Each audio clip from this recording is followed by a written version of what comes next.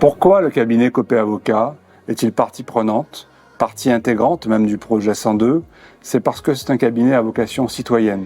Nous travaillons pour les gens les plus fragiles de notre société, ceux qui ont été le plus éprouvés et qui ont parfois le moins de possibilités de rebondir et d'avoir les moyens de reprendre le cours de leur vie. Et c'est pour ces gens que nous avons eu envie de participer à un tel projet. C'est un projet qui est valorisant parce qu'il met en avant effectivement des personnes qui ont souffert, des personnes qui parfois ont su rebondir ou pas. Il n'y a pas de jugement de valeur. Chacun vit le traumatisme différemment et c'est très important pour nos équipes qu'à travers ces actions citoyennes, la volonté, le désir et la décision du cabinet Copé Avocat d'accompagner ceux qui sont les plus fragilisés en leur offrant le plus, soit su, soit vu et soit partagé. Parce que nous avons effectivement cet état d'esprit très important qui est celui de dire qu'il faut donner le plus à ceux qui ont le moins. Et ce sont les gens les plus fragiles de notre société, ceux qui sont accidentés, ceux qui sont blessés, ceux qui ont perdu leur autonomie, qui doivent bénéficier de l'accompagnement et des services les plus importants pour leur permettre de reprendre le cours de leur vie.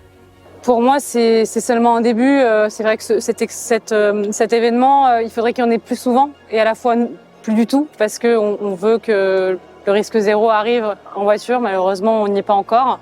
Mais l'issue, je pense, d'un événement comme celui-ci, c'est vraiment de sensibiliser les gens qui ne se sentent pas directement concernés et aussi pour mobiliser les pouvoirs publics, savoir que, en fait, quand on a un accident, l'épreuve ne s'arrête pas seulement à l'accident même, il y a aussi tout un parcours de reconstruction par lequel on traverse et qu'il y a beaucoup d'acteurs qui participent à cette reconstruction-là.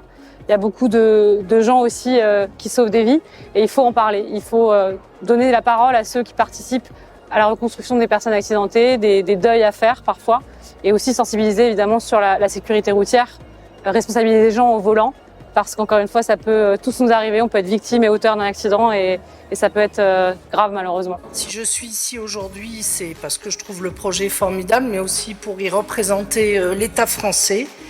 Et je souhaitais vous dire d'abord que c'est un grand honneur pour moi d'avoir été convié à participer non seulement à l'inauguration, mais aussi même à l'œuvre en général. Le projet 102 est extrêmement important pour nous les gendarmes. D'ailleurs, parmi les 102 œuvres et les 102 témoignages, il y a 4 témoignages de gendarmes qui ont vécu dans leur carrière des moments dramatiques. C'est le cas de beaucoup d'entre nous d'ailleurs, et il était important pour la gendarmerie d'être aux côtés de cette initiative. Le projet 102, c'est l'aboutissement d'un long combat, le combat pour la sécurité routière, contre la fatalité, qui est celle du nombre de décès chaque année sur la route. 102 enfants, 57 victimes en Guadeloupe, 37 dans la Drôme. C'est le moment de dire stop, c'est le moment de dire maintenant ça suffit, il faut maintenant voir les choses autrement. Arrêter de penser qu'on est seul sur la route, voir les victimes, entendre les victimes et comprendre les victimes. Tu reviens encore à la charge avec cette candidature. Oui, c'est intéressant. Puis on n'en a jamais eu. Puis chez nous, chez Randy World Consortium, on aime bien les défis. Puis tu me diras, cette année, on est quand même sur une croissance à 2 chiffres. On peut peut-être se permettre de prendre des risques. Et puis c'est sûr, embaucher un invalide, ça doit être dur pour lui, le regard des gens. 2 yeux, 2 mâchoires, 2 bras, 2 mains, 2...